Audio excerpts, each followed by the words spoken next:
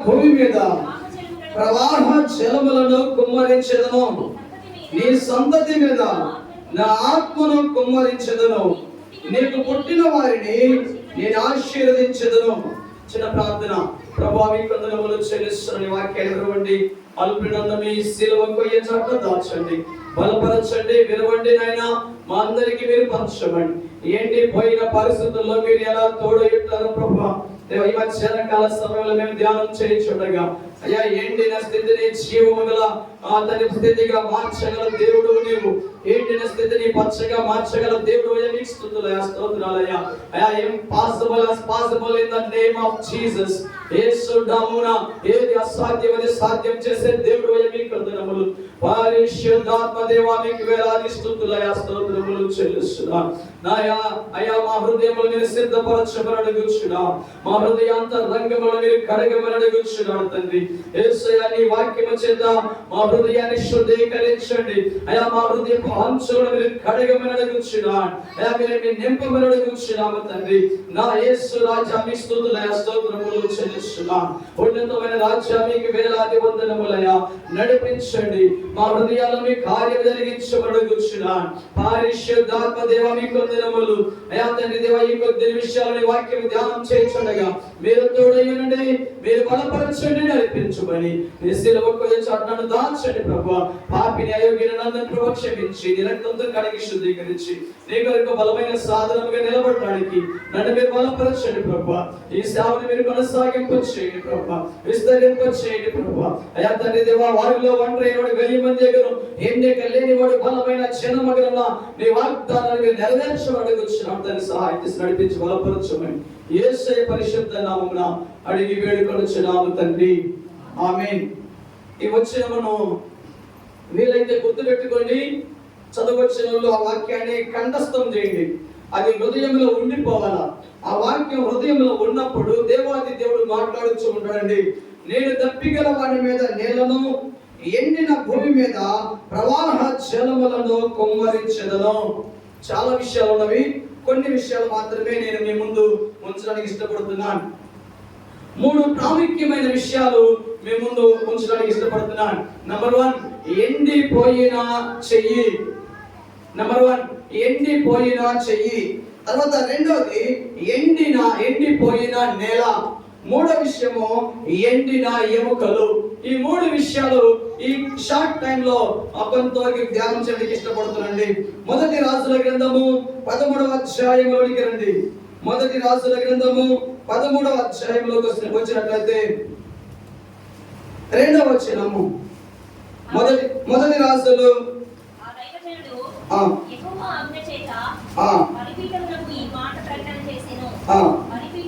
బలిపీఠమా యెహోవా సెలవిచ్చినదేమనగా దావీదు సంతతిలో యోషియా అను ఒక శిశువు పుట్టును, నీ మీద ధూపం వేసిన ఉన్నత స్థలం యొక్క యాజకులను అతడు నీ మీద అర్పించును.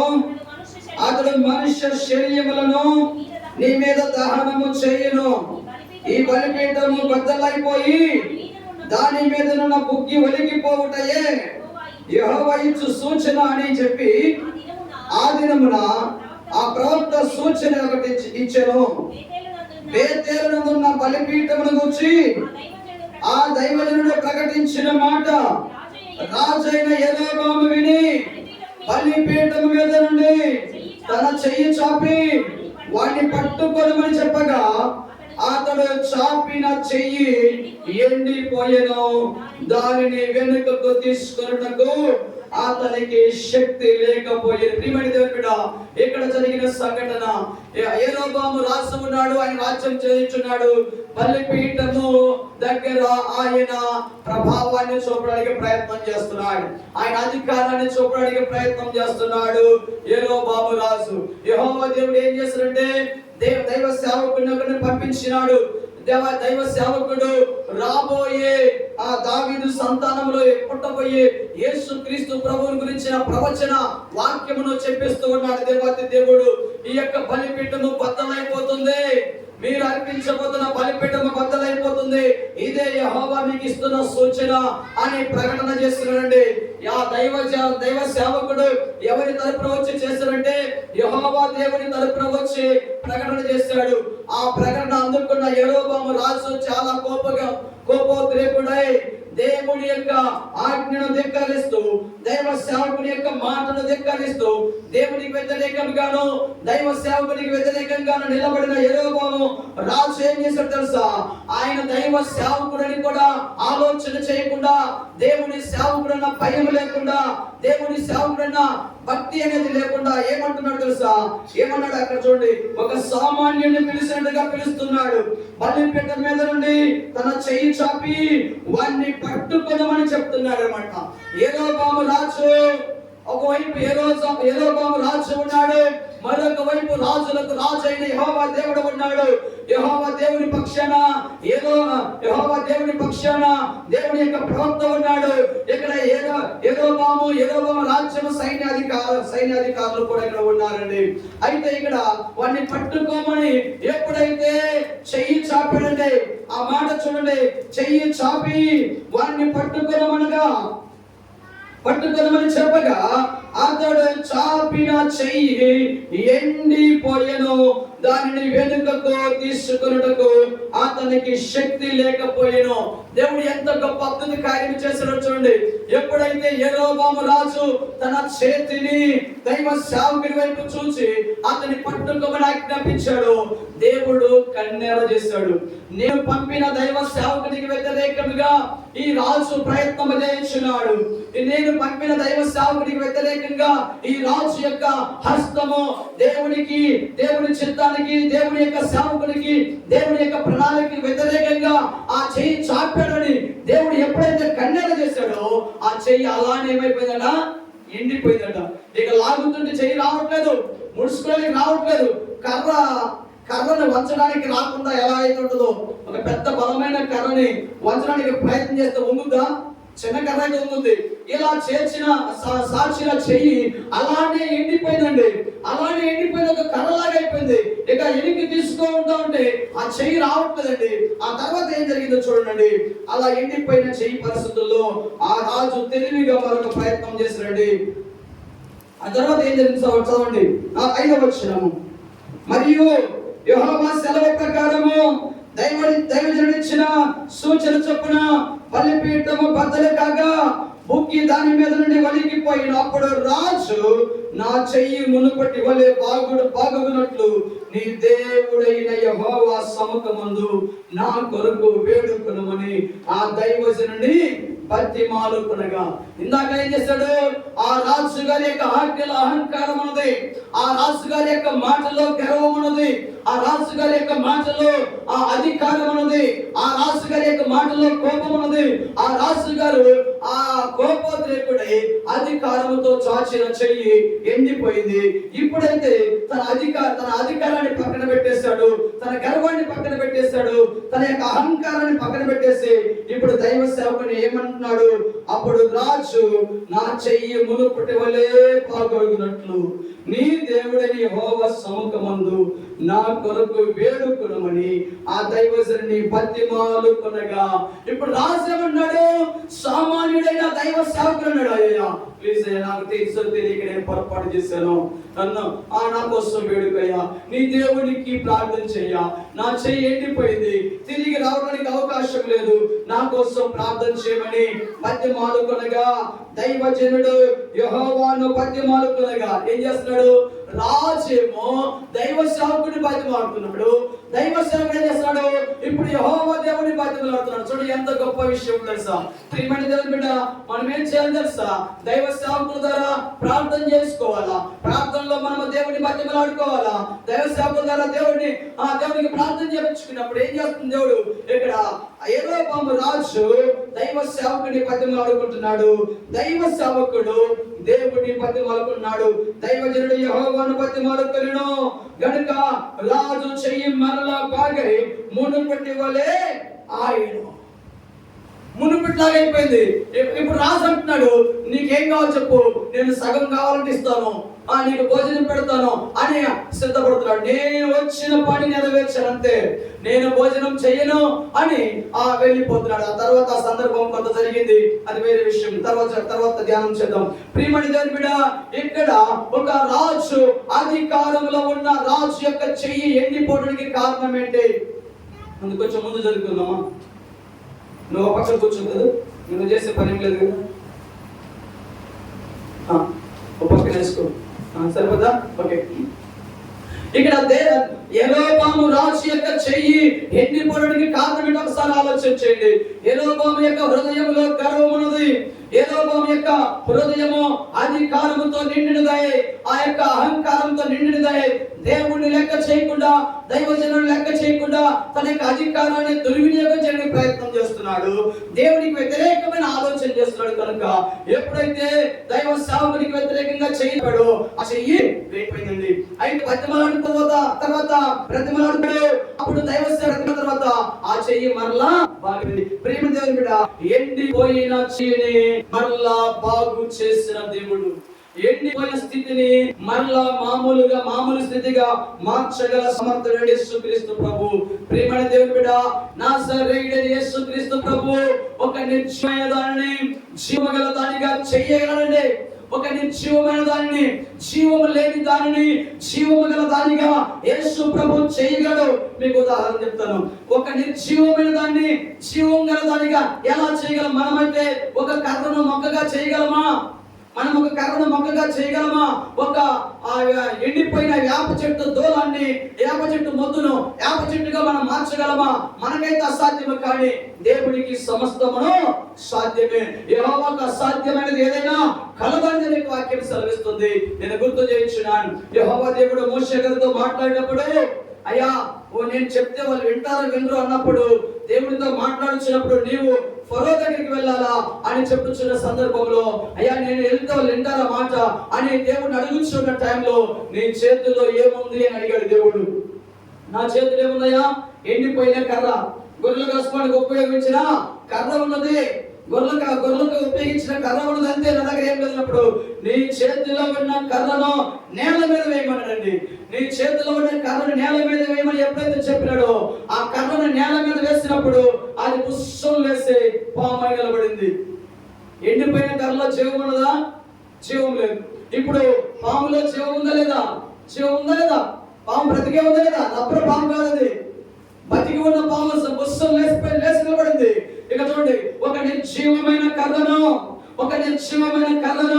జీవము గల పాముగా చేశాడు దేవాది దేవుడు. ఇప్పుడు మనలో దేవుడు అన్నాడు, మోషే ఇప్పుడు ఆ పామును పట్టుకోమన్నాడు. కర్ర అయితే పట్టుకుంటాడు ధైర్యంగా, పామును పట్టుకోమంటే ధైర్యం కావాలా, అంతే కదా?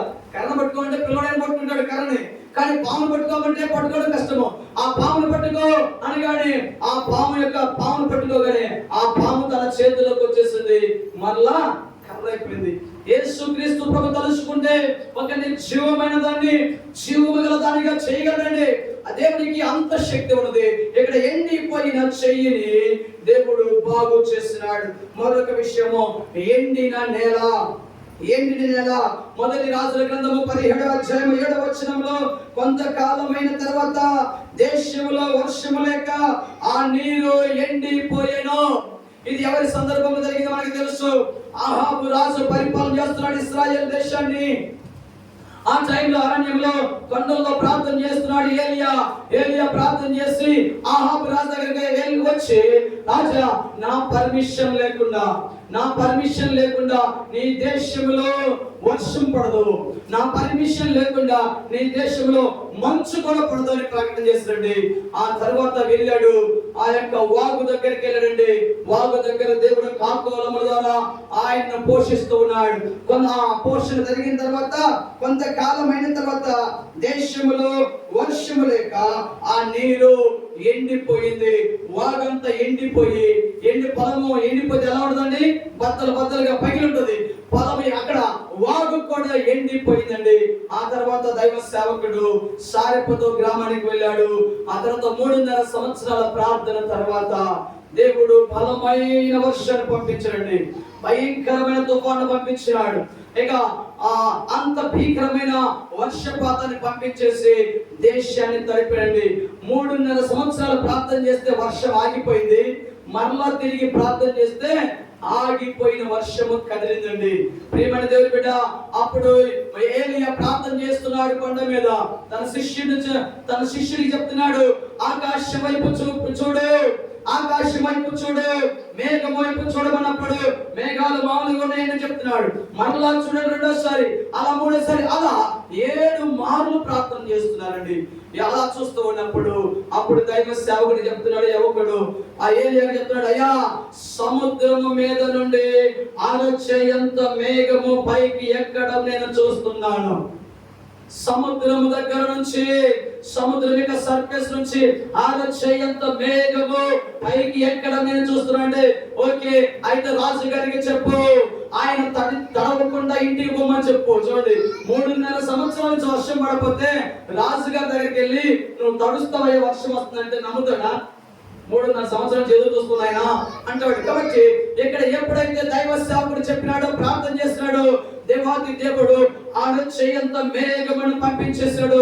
ఆయనకు చూడడానికి అరచేయంత సుదూరంగా చూసినప్పుడు అది ఎంత పెద్ద మేఘమో చూడండి. ఆ మేఘం వచ్చేస్తుంది, ఇజ్రాయెల్ దేశం మీదకి వచ్చేస్తుంది. కుంభ వర్షం కురిసిందండి. దేశం అంతా తడిసిపోయింది. దేవుని వాక్యం సెలవిస్తుంది, ఏలియా మన వంటి మనుషుడే. అతడు ఆసక్తితో ప్రార్థన చేయగా 3.5 సంవత్సరాలు వర్షింపలేదు. అతడు మరలా ప్రార్థన చేయగా ఆకాశం వర్షమిచ్చెను, భూమి తన ఫలమిచ్చెను. ఎప్పుడైతే ఏలియా దేవునికి ప్రార్థన చేసినాడో ఎండిపోయిన నేలలు కాస్త సమృద్ధిగా నీటితో నింపబడేయండి.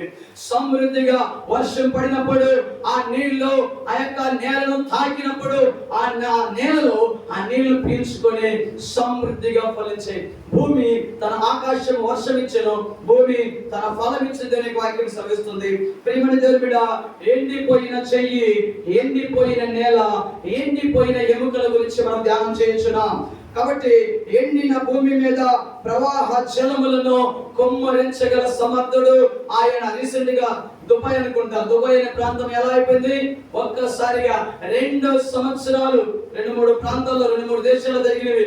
2 సంవత్సరాల్లో పడవలసిన వర్షం అంతా ఒకే రోజు పడిందండి. ఎందుకు వరి నడుకుంటారా? కార్లు కూడా మునిగిపోయి కొట్టుకుపోతున్నాయి. ఇంకా ఊరినట్టు అక్కడ. కాబట్టి అంత భయంకరమైన వర్షము దేవాతి దేవుడు కురిపించాడు. అసలు అది ఎడారి ప్రాంతము. అయితే ఆ ఎడారి ప్రాంతము ఎన్నడూ అంత వర్షాన్ని చరిత్రలో చూడని పరిస్థితి. అయితే ఒక్కసారిగా దేశం నిండా ఏమైపోయినవి, నీళ్లు, వర్షం వచ్చేసి ఆ ఫుల్గా నిండిపోయింది. దేవుడు తెలుసుకుంటే అలా చేయగలడు. ఎండిపోయిన భూమి మీద ప్రవాహ జలములను కొమ్మరించగలడు. ప్రియమైన దేవుని బిడ్డ, 3వ విషయం దగ్గరికి వద్దాం. యెహెజ్కేలు గ్రంథము 37వ అధ్యాయంలోకి రండి. యెహెజ్కేలు గ్రంథము 37వ అధ్యాయంలోకి వచ్చినట్లయితే అక్కడ ఒక దైవజనుడు ఉన్నాడండి. యెహెజ్కేలు గ్రంథం 37వ అధ్యాయంలో మొదటి వచనంలో ఆ దైవజనుడి యొక్క పరిస్థితి మనం చూసినట్లయితే, ఆత్మదేవుడు, దేవుని ఆత్మ ఆ దైవజనుడితో పాటు ఉన్నాడండి. దేవుని ఆత్మ దైవజనుడికి తోడుగా ఉన్నాడు. ఆ దేవుని ఆత్మ దైవజనుడిని నడిపిస్తూ ఉన్నాడు. యెహోవా హస్తము నా మీదికి వచ్చెను, నేను ఆత్మవశుడై ఉండగా యెహోవా నన్ను తోడుకొని పోయి ఎముకలతో నిండి ఉన్న ఒక లోయలో నన్ను దింపెను. ఎముకలతో నిండి ఉన్న ఒక లోయల్లోకి దింపెను. చూడండి, ఎముకలతో నిండి ఉన్న లోయ అంటే ఎలా ఉంటుందో చెప్పండి. మన భాషలో మనకు అర్థమయ్యేలా సమాధుల దొడ్లు. సమాధుల్లో ఏముంటాయి? సమాధి మట్టి లోపల ఉంటే ఎముకలు, కానీ ఇక్కడ ఎముకలు, అనేకమైన ఎముకలు ఉన్న లోయ. ఆనాడు ఒకవేళ యుద్ధం జరిగితే అనేక మంది చనిపోతారు కదా, అలాంటి పరిస్థితి అనమాట. కరోనా టైంలో ఆ మనుషులను చనిపోయిన డెడ్ బాడీస్ ని పూడ్చిపెట్టడానికి కష్టమైపోయి ఒక ప్రొక్లైన్స్ తోటి, జేసీబీ తోటి పెద్ద పెద్ద బావుల్లాగా తీసేసి శవాలు వేసేసి పూడ్చి చేసేసి చూడండి, అలాంటి పరిస్థితి అనమాట. ఎప్పుడైతే దేవుని హస్తము ఆయన మీదకి వచ్చేసిందో, దేవుని ఆత్మ చేత నడుస్తూ ఉన్నాడు. ఆత్మతో నడిపించబడిన యెహెజ్కేలు ప్రవక్త ఎక్కడికి వెళ్ళాడండి? ఎండిపోయిన ఎముకల దగ్గరికి వెళ్ళాడు. అర్థమవుతుందా? వింటున్నారా? ఎండిపోయిన ఎముకల దగ్గరికి వెళ్ళిపోయారు. ఎప్పుడైతే ఆ ప్రవక్త ఎండిపోయిన ఎముకల దగ్గరికి వెళ్ళి నిలబడ్డాడో ఒక్కసారిగా మనమైతే గుండె ఆగిపోయింది. ఎందుకని? చచ్చిపోయిన వాళ్ళ యొక్క మనుషుల యొక్క పొరియలు కనపడుతున్నాయి. తలకాయలు కనపడుతున్నాయి, ఆ స్కల్స్ కనపడుతున్నాయి, ఎండిపోయిన చేతులు కనపడుతున్నాయి, ఎండిపోయిన కాళ్ళు కనపడుతున్నాయి, ఎండిపోయిన ఎముకలు గుట్లుగా ఎండిపోయిన ఎముకలు కనిపిస్తున్నాయండి. ప్రియమైన దేవుని బిడ్డ, నేడు ప్రపంచ దేశాల్లో ఉన్న రక్షణ పొందని ప్రజలు, ప్రపంచ దేశాల్లో ఉన్న రక్షణ పొందని ప్రజలు, భారతదేశంలో ఉన్న రక్షణ పొందని ప్రజలు, మన ఇళ్లలో ఉన్న రక్షణ పొందని దేవుని బిడ్డలు ఎండిపోయిన ఎముకలను పోలి ఉన్నారు. ఎండిపోయిన శవాలను, చనిపోయిన శవాలను పోలి ఉన్నారండి.